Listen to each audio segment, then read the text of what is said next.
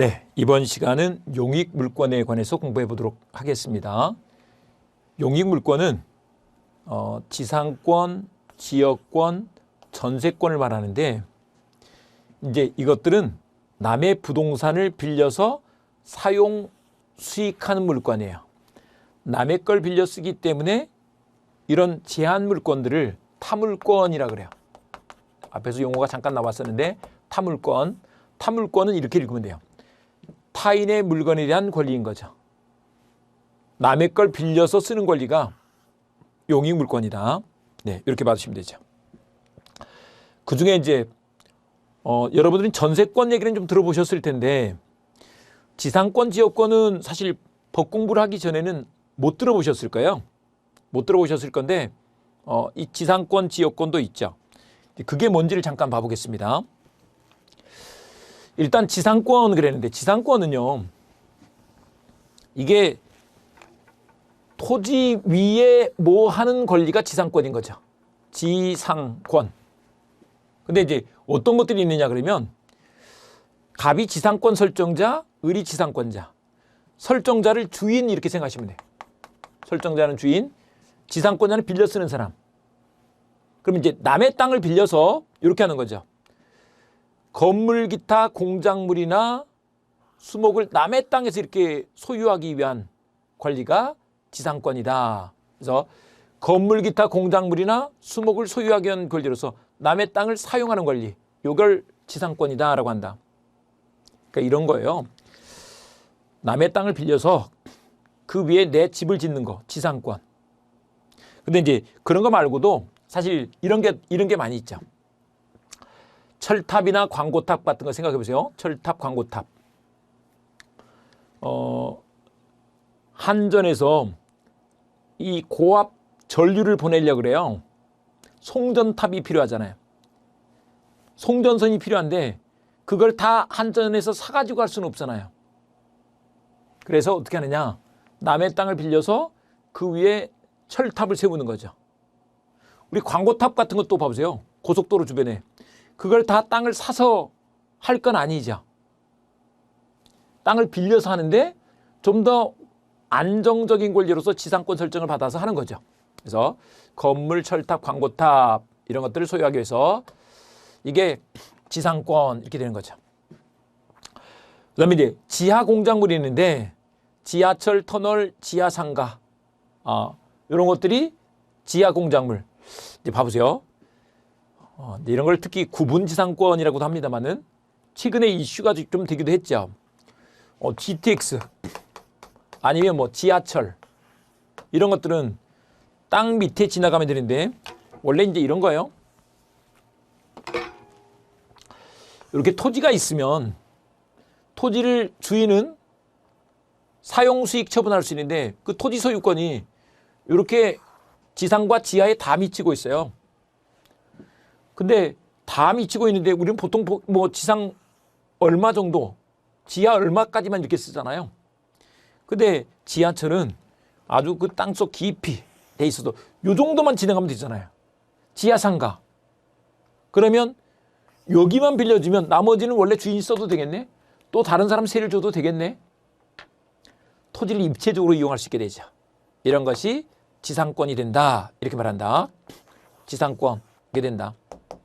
그래서 지하철, 터널, 지하상가 이런 것들을 쓰기 위한 권리로서 지상권이 있다. 그렇게 보니까 지상권이 우리 주변에 있는 거죠. 지상권이 세상에 없는 제도가 아니다. 지상권이 있다.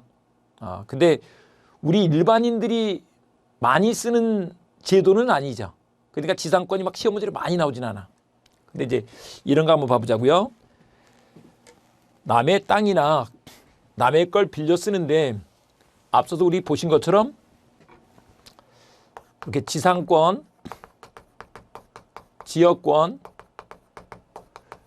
전세권이라는 용익물권이 있어. 이 용익물권은 어쨌거나 물권이기 때문에 절대권이죠. 절대권이라서 힘도 세요. 근데 이제 내가 누구한테 빌려주면서 내가 만들어주면서 남한테 센 권리를 주고 싶을까요?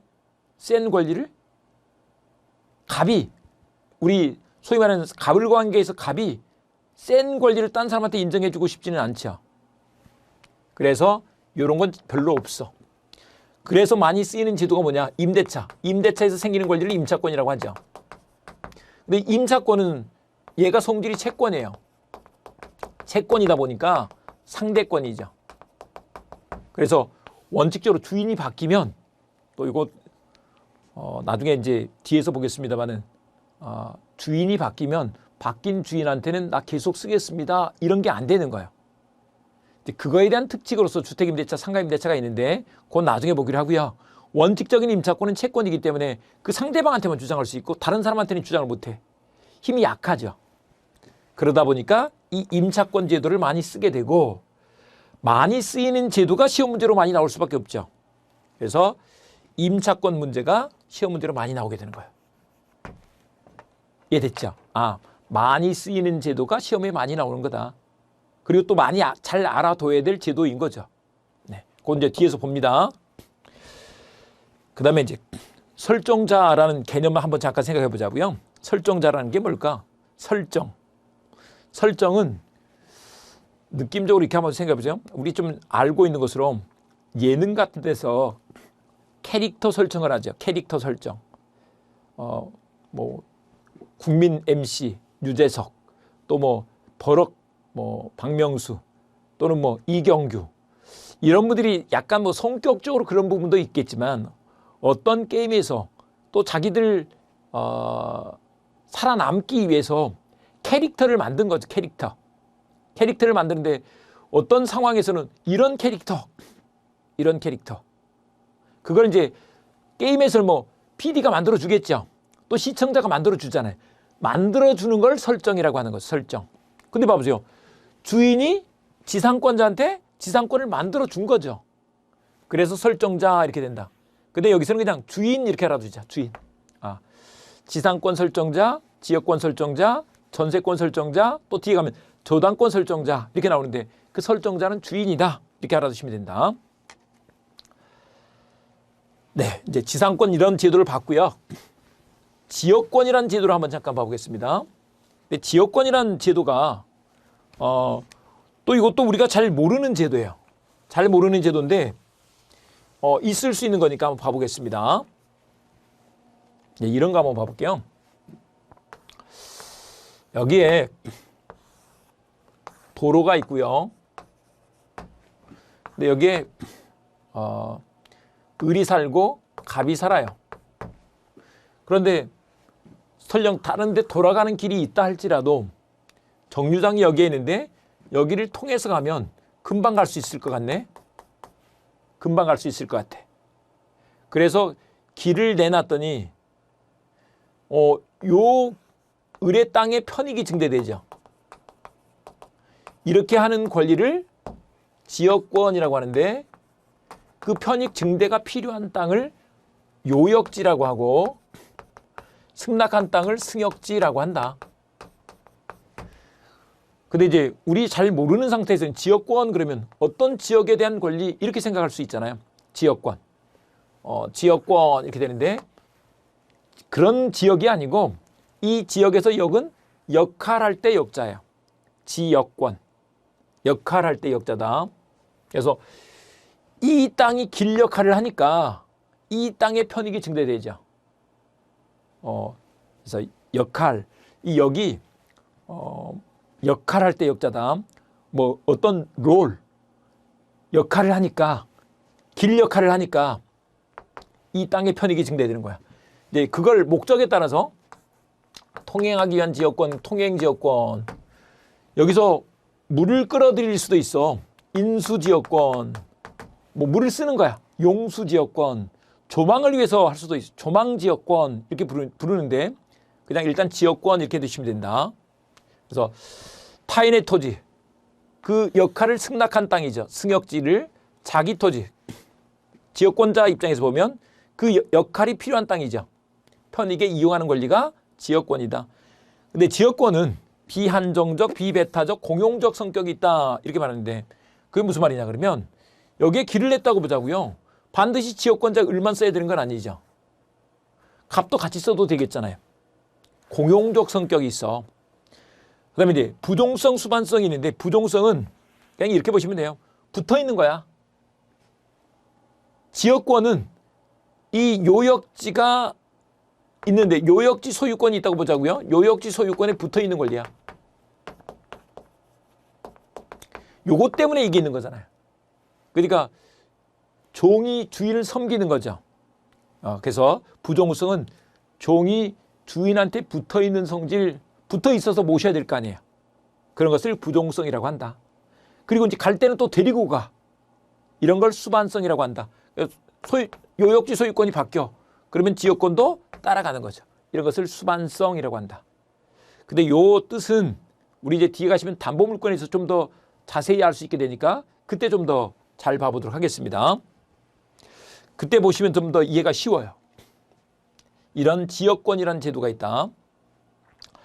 그 다음에 이제 전세권이라는 제도가 있는데 전세권 보겠습니다. 다시 전세권 설정자, 그러면 전세권 설정자는 주인이고요. 그걸 세들어서 쓰는 사람이 전세권자가 되는 거죠. 전세권자. 네, 이렇게 되는 것입니다. 그런데 주인이 전세권자한테 보통 우리 이제 전세 그러면 건물을 빌려주잖아요. 근데 꼭 건물이 아니고 여기서는 부동산을 빌려줘서 그 전세권자가 사용 수익하는 권리.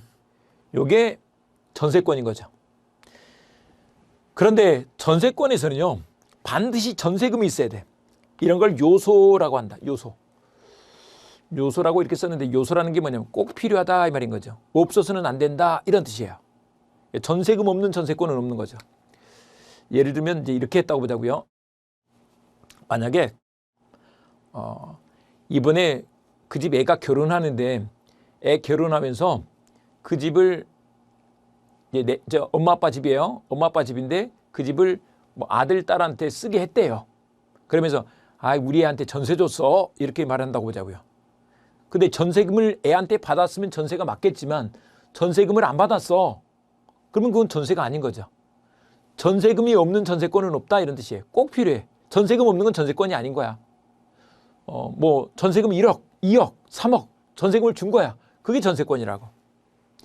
근데 이제 문제는 뭐냐면 나갈 때 이 전세금을 챙겨서 나갈 수 있어야 되겠죠. 그래서 전세금 만약에 주인이 못 줘. 그러면 그 부동산을 경매해서 우선 변제 받을 수 있는 권리, 요게 전세권이다. 경매에서 우선 변제 받을 수 있는 권리를 전세권이라고 한다. 그래서 이 전세금 채권을 담보하는 성격이 있는 거죠. 그래서 담보물권 이렇게 말한다. 사용 수익하는 측면에서는 용익물권. 그러니까 전세권은 기본적으로 용익물권이야. 그런데 전세금을 받을 수 있는 우선 변제, 경매했을 때 먼저 배당받을 수 있는 권리를 우선 변제권이라고 하는데 우선 변제 받을 수 있는 권리여서 담보물권의 특성이 있다. 근데 이거는 이렇게 좀 생각을 해보세요. 우리 이 돈을 빌려주고 은행이 우리한테 돈을 빌려주고 아파트를 저당권 설정해놨죠. 그래서 그 채권을 확실하게 받을 수 있는 담보물권이 되는 거예요. 근데 이제 전세권은 여기서 이렇게 생각해 보세요. 주인이 돈이 필요해서 우리한테 그 집을 빌려주면서 전세권 설정해주고 그리고 이제 전세권을 설정해주고 나중에 못 갚게 되면 그 집을 경매해서 네 알아서 해 하고 맡긴 거죠. 그런 측면이다. 그러니까 빌려 쓰는 사람 입장에서 보면 용익물권인데 돈을 빌려 쓰는 입장에서 보면 담보물권의 특성이 있는 거죠. 한 가지 더. 이게 이제 우리가 알고 있는 전세권하고 좀 다른데 부동산 그랬잖아요. 부동산을 사용 수익하는 물건이다 그랬잖아요. 부동산 그러면 우리 물건 그러면 이제 이렇게 한번 해볼게요. 물건에는 부동산과 동산이 있는데 물건에는 부동산과 동산이 있는데 우리 부동산 그러면 기본적인 부동산은 토지 건물이에요. 토지 건물에 대한 사용 수익하는 물건이 전세권이다. 근데 우리 전세 그러면 보통 건물 전세잖아요. 건물 전세. 근데 뭐도 있다? 토지 전세도 있다. 근데 이제 요거 한 가지 좀 알아두시겠습니다. 지금 여기서 말하는 건 전세권이라는 물권을 공부하고 있는 것인데, 우리가 공부하는 건 지금 전세권이라는 용익 물권을 공부하고 있는 것인데, 일반적인 전세 이것은 미등기 전세예요. 이것을 채권적 전세라고 하죠. 채권적 전세라고 해서 등기가 안 돼 있잖아요. 그래서 얘는 그냥 채권적인 성질만 있는 거야. 우리가 일반적으로 하고 있는 것들은. 그래서 이제 이런 경우에 여기는 등기가 돼 있고, 요건 등기가 안 돼 있는 거란 말이에요. 그러다 보니까 등기가 돼 있으면 주인이 바뀌어도 나 전세권이 있으니까 내 기간 다 채우고 나가겠습니다, 이렇게 할 수도 있어. 그런데 주인이 바뀌었을 때 이 채권적 전세는, 채권은 아까 상대권이라 그랬잖아요. 바뀐 주인한테 나 계속 살겠습니다, 이런 말을 못 하는 거예요. 원칙이. 그러다 보니까 그러면 좀 곤란한 문제가 생기네. 그래서 거기 사는 사람들, 전세에 사는 사람들을 보호해주기 위해서 주택임대차보호법 이런 걸 만든 거죠. 또 상가임대차 같은 경우는 상가건물임대차보호법, 그냥 상가임대차보호법 이렇게 해보자고요. 네, 이런 것을 인정하더라 이 말인 거죠. 주택임대차보호법, 상가건물임대차보호법 요걸 인정하는 것이다. 됐죠? 그래서 이런 얘기 이렇게 봐주시면 되죠. 지금 여기서 공부하는 전세권은 우리가 쓰는 그 전세하고는 다른 것이구나. 그러고 보니까 아까 앞에서 그 얘기도 했네요. 조합 그랬는데 그 조합이 다 같은 조합이 아니네. 우리 농업협동조합, 수산업협동조합, 이름은 조합이라고 돼 있지만 사실 원래 그 조합은 동업하는 개념이잖아요. 그러니까 농업인들끼리 자기 물건들, 자기가 생산한 농산물을 잘 팔아서 이익을 남기고자 하는 게 농업협동조합의 출발이었죠. 근데 지금은 법인으로 만들어놨어. 그러니까 조합적인 성질이 있는 법인인 거죠. 네, 그런 거죠. 근데 이제 민법에서 말하는 조합은 그건 이제 조합은 아닌 거야. 조합은 그냥 단순히 계약 형태로 있는 동업하는 사람들, 이게 조합인 거죠. 본질은 약간 비슷한데 좀 차이가 있다는 거죠. 전세도 마찬가지죠. 지금 우리가 하는 일반적인 전세는 채권적 전세, 요거예요. 미등기 전세. 근데 이제 여기서 공부하는 이 전세권은 용익 물권으로 전세권이네. 그러니까 이 성질이 있지만 얘는 물권으로 만들어 둔 거야. 차이가 있죠. 좀 다르네. 요걸 알 수 있습니다. 뭐 그냥 속된 말로 프랑스에서 마담은 귀부인인데 우리나라에 와서 마담은 하여간 다방 마담이 된 거죠. 그러니까 여자가 마담인 건 같은데 뭔가 좀 다르죠. 그래서 다르구나 하는 것들을 좀 알아두시기 바랍니다. 네, 우리가 공부하는 전세권하고 채권적 전세가 이렇게 다르다 이렇게 봐두시고요. 그 다음에 이제 담보물권을 봐볼게요. 담보물권은 이걸 채권을 담보한다 이런 얘기예요. 채권을 책임지고 보증하는 거죠. 책임지고 보증해. 그래서 이행이 안 되면 큰일이니까 이걸 담보하는 것이 필요합니다. 근데 이제 이 담보물권에 유치권, 질권, 저당권이 있는데 우리가 질권은 공부하지 않아요. 이게 동산질권인데 동산질권, 우리가 동산은 공부를 하지 않는다고. 그래서 하지 않는데 무슨 말이냐 그러면 이제 이런 거요. 인문 강의니까 잠깐 한번 말씀드려 볼게요. 질권이 뭘까? 질을 인질 생각해 보시면 쉬워요. 인질이 뭐냐 그러면 옛날에 우리 이제 역사적으로 보면 신라가 힘이 없을 때 막 자꾸 외적들이 막 쳐들어와 가지고 막 괴롭히잖아요. 그러니까 그때 신라가 어떻게 했느냐 그러면 고구려한테 가서 형님 우리 좀 도와주세요라고 한 거예요. 형님 우리 좀 도와주세요 하면서 근데 뭘 믿고 그랬더니 알았어요. 우리 아들 갖다 맡길게요. 왕자 갖다 맡길게요. 그래서 왕자를 평양성에 갖다 맡겨두고 그리고 군대를 빌려간 거죠. 혹시 내가 말 안 듣거나 그러면 우리 아들 알아서 하세요. 이렇게 맡겨둔 거잖아요. 인질이죠. 근데 여기서는 뭐냐 그러면 이제 질권은 전당포 생각하시면 돼요. 요즘은 전당포가 많이 없어졌지만 카드 때문에 많이 없어져 버렸지만 전당포 젊은 사람들 같으면 만화에서 본 전당포 생각하시면 돼요. 만약에 돈이 필요해, 급전이 필요해. 그러면 요즘 애들 보니까 뭐 신촌이나 좀 이 강남역이나 이런 데도 보면 뒷골목 가니까 좀 있긴 있더라고요. 돈이 필요한 젊은 사람들을 위해서 있는데 어떻게 하느냐? 노트북을 갖다 맡겨. 그리고 예를 들면 돈을 10만 원 꿔. 10만 원과 이자를 치면서 갚는 거죠. 근데 못 갚으면 나중에 그 전당포에서 처리하는 거예요. 이게 질권이다. 그 노트북을 그게 사람이라면 인질로 맡겨두는 거죠. 그런 게 질권이다.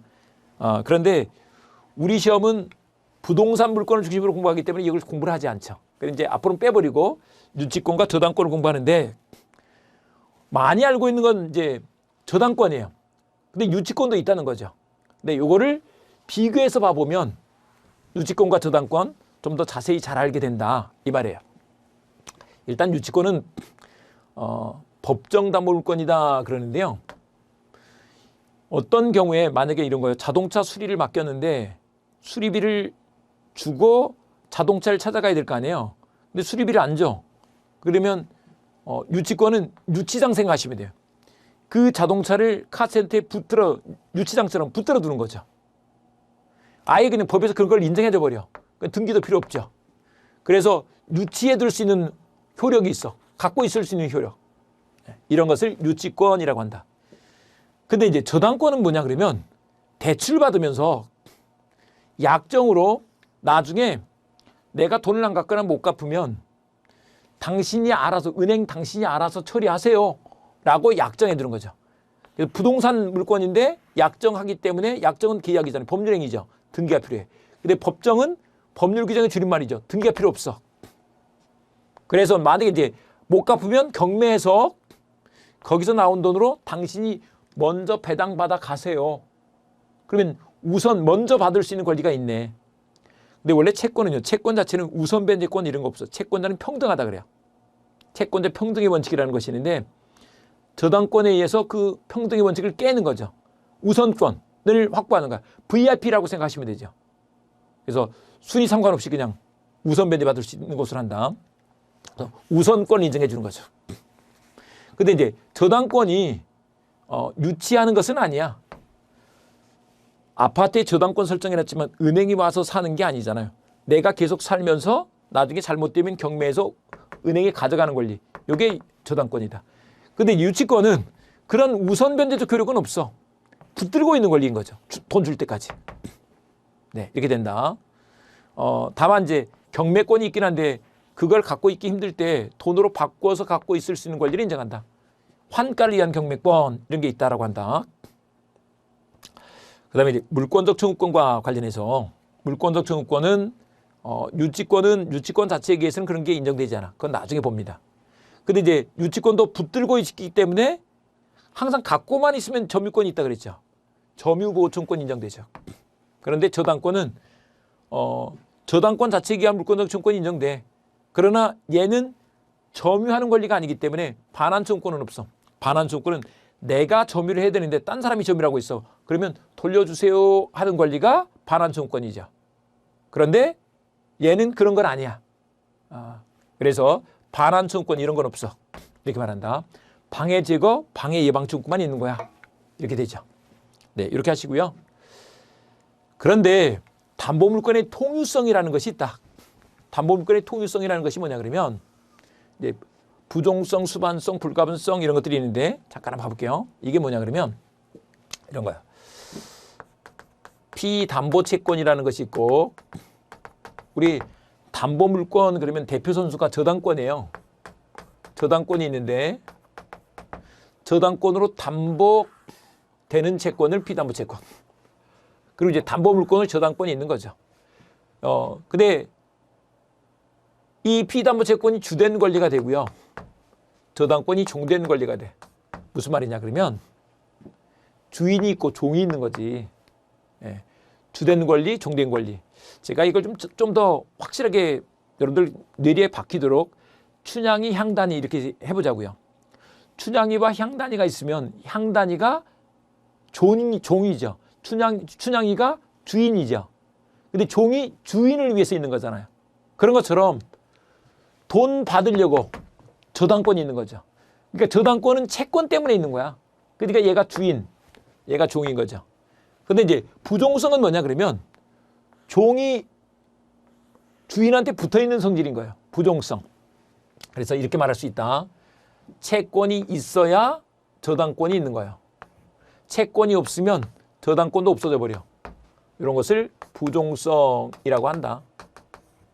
말을 바꾸면 이게 성립해야 저당권도 성립하는 거야. 근데 채권이 소멸해버렸어. 그러면 저당권도 같이 소멸해버린다. 이렇게 된다는 거죠. 이런 걸 부종성이라고 한다. 붙어가는 성질이죠. 붙어서 쫓아가는 성질 이렇게 말할 수 있을 거예요. 거기다가 춘향이가 그네 타러 가면 향단이를 데리고 가죠. 이런 것을 수반성이라고 한다. 그렇죠? 그래서 이전되면 같이 이전되는 거야. 이해되죠? 부종성, 수반성. 수반성은 이걸 이전상의 부종성이라고도 이렇게 할 수 있죠. 이전상의 부종성이라고 한다. 됐죠? 같은 성질이야. 근데 이제 불가분성이라는 것이 있다. 불가분성이라는 것은 뭐냐 그러면 이런 거요. 저 그대로 읽으면 갑은 안 되는 거죠. 나눌 수 없는 성질을 불가분성이라고 한다. 불가분성. 무슨 말이냐 그러면 이런 거예요. 만약에 돈을 3억 빌리면서 저당권을 설정해 뒀다고 보자고요.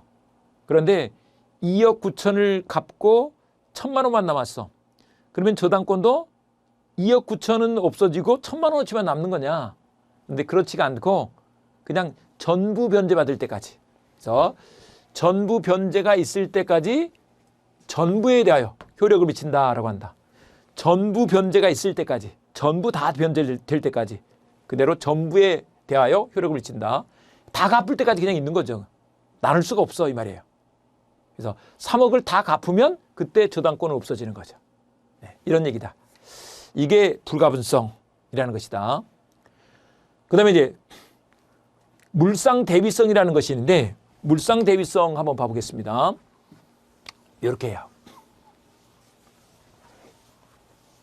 말 그대로 보자면 물상대비성은 읽어보면 이런 거요.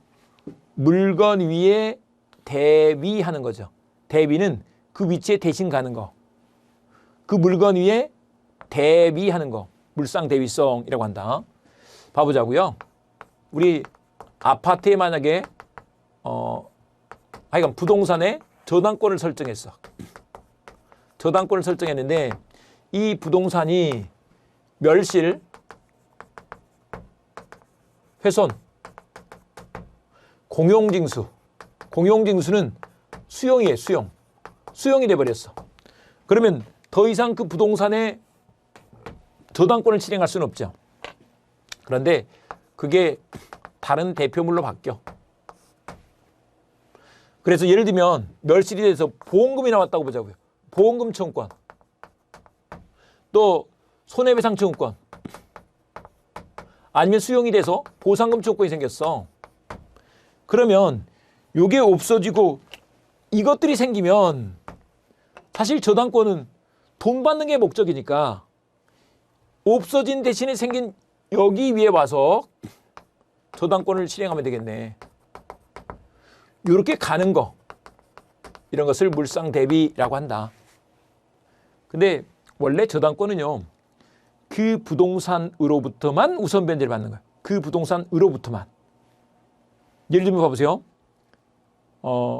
그 아파트가 경매됐는데 2억 5천밖에 안 나왔어. 그 빌라가 경매됐는데 2억 5천이 나왔어. 근데 내가 받을 건 3억이에요. 그래도 그 2억 5천까지만 우선 변제를 받는 거죠. 그게 담보제도라고요. 저당권제도. 그래서 이게 이렇게 바뀌어서 이렇게 오면 나중에 돈이 입금될 거 아니에요. 입금되면 원래 통장에 있는 잔고하고 섞여버리면 안 되는 문제가 생기는 거죠. 그래서 지급 또는 인도 전에 압류가 필요하다 이렇게 말한다. 압류가 필요해. 묶어놔야 돼. 지급 또는 인도 전에 압류할 필요가 있어. 이렇게 되는 것이다. 그런데 이 저당권이나 전세권도 담보물권의 특성이 있는데 그런 것처럼 우선 변제권이 있는 권리에서 이 물상 대비가 인정되는 것이고 유치권 같은 경우는 앞서서 그랬죠. 유치권은 우선 변제권이 없다 그랬어. 그러면 이런 물상 대위도 인정되지 않는다 이렇게 말한다. 근데 앞서서 또 한 가지 더 공부했죠. 유치권은 물권적 청권도 없다 그랬어. 유치권은 우물물이 없다 이렇게 공부를 하시는 거다.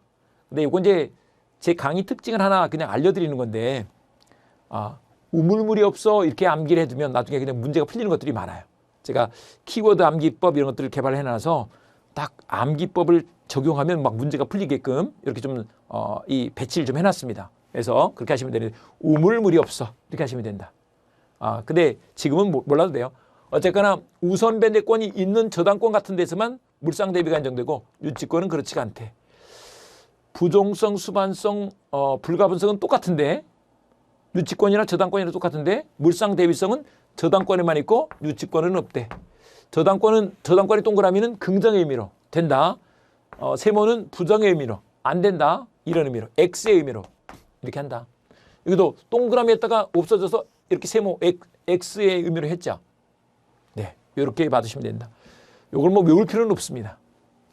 여기까지 해서 우리가 이제 담보물권까지 물권법을 공부를 했습니다. 그래서 소유권은 자기 물건에 대한 것으로서 있는데 남의 걸 빌려 쓰거나 남의 거에 담보물권을 갖고 있는 것이 제한물권이다. 그런 것을 타물권이다라고 한다. 그중에 이제 용익물권, 담보물권 이렇게 나눠서 공부를 한 거죠. 다음 시간 우리 이제 계약법에 대해서 공부를 해보도록 하겠습니다.